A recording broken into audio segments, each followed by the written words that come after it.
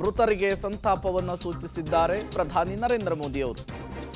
ಮೃತರ ಕುಟುಂಬಗಳಿಗೆ ನನ್ನ ಸಂತಾಪ ಅಂಥೇಳಿ ಟ್ವೀಟ್ ಮಾಡಿದ್ದಾರೆ. ಗಾಯಾಳುಗಳು ಶೀಘ್ರವೇ ಗುಣಮುಖರಾಗಲಿ ಅಂಥೇಳಿ ಪ್ರಾರ್ಥಿಸ್ತೇನೆ ಅಂತ ಹೇಳಿದ್ದಾರೆ. ಸಾಮಾಜಿಕ ಜಾಲತಾಣ ಎಕ್ಸ್ ಖಾತೆಯಲ್ಲಿ ಪ್ರಧಾನಿ ನರೇಂದ್ರ ಮೋದಿ ಅವರು ಸಂತಾಪವನ್ನು ಸೂಚಿಸಿರುವಂತಹದ್ದು.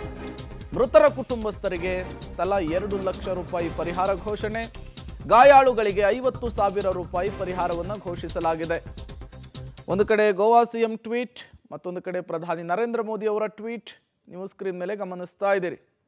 ಈ ಡಿಸೆಂಬರ್ ಬಂತು ಅಂದರೆ ಈ ರೀತಿಯ ದುರಂತಗಳು ಆಗಾಗ ಆಗ್ತಾನೆ ಇರುತ್ತೆ. ಗಾಯಾಳುಗಳಿಗೆ 50,000 ರೂಪಾಯಿ, ಮೃತರ ಕುಟುಂಬಸ್ಥರಿಗೆ 2 ಲಕ್ಷ ರೂಪಾಯಿ ಪರಿಹಾರವನ್ನು ಘೋಷಿಸಿ ಪ್ರಧಾನಿ ನರೇಂದ್ರ ಮೋದಿ ಅವರು ಈ ದುರಂತದಲ್ಲಿ ಉಸಿರು ಚೆಲ್ಲಿದಂತಹ ಜನರಿಗೆ ಸಂತಾಪವನ್ನು ಸೂಚಿಸಿರುವಂಥದ್ದು. 23 ಮಂದಿ ಸಜೀವ ದಹನವಾಗಿದ್ದಾರೆ. ಕುಂತಲ್ಲಿಯೇ ಸುಟ್ಟು ಕರಕಲಾಗಿದ್ದಾರೆ. ತಡರಾತ್ರಿ 12 ಗಂಟೆಗೆ ಈ ಘಟನೆ ನಡೆದಿರುವಂಥದ್ದು.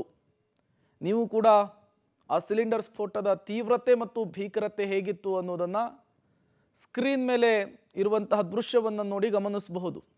ಧಗಧಗಿಸುವಂತಹ ಬೆಂಕಿ, ಕಣ್ಣು ಮುಚ್ಚಿ ಕಣ್ಣು ಬಿಡುವಷ್ಟರಲ್ಲೇ ಇಡೀ ಕಟ್ಟಡಕ್ಕೆ ಆವರಿಸ್ಕೊಂಡಿದೆ.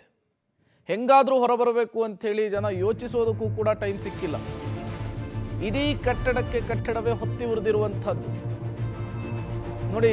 ಅಗ್ನಿಶಾಮಕ ದಳದ ಸಿಬ್ಬಂದಿಗಳು ಹೇಗೆ ಹರಸಾಹಸ ಪಡ್ತಿದ್ದಾರೆ ಅಂತ ಹೇಳಿ ಆ ಹೊಗೆಗೆ ನಿಲ್ಲೋದಕ್ಕಾಗ್ತಾ ಇಲ್ಲ. ಅಲ್ಲಿ ಒಟ್ಟು 23 ಮಂದಿ ಇಲ್ಲಿಯವರೆಗೂ ಕೂಡ ಸಾವನ್ನಪ್ಪಿರುವಂಥದ್ದು. ಸಾವು ನೋವಿನ ಸಂಖ್ಯೆ ಮತ್ತಷ್ಟು ಏರಿಕೆ ಆಗುವಂತಹ ಸಾಧ್ಯತೆ ಇದೆ. ಸಾಕಷ್ಟು ಮಂದಿಗೆ ಗಾಯವಾಗಿದೆ. ತತ್ಕ್ಷಣಕ್ಕೆ ಅವರನ್ನು ಆಸ್ಪತ್ರೆಗೆ ರವಾನಿಸುವಂತಹ ಕೆಲಸ ಕೂಡ ಆಗಿರುವಂಥದ್ದು.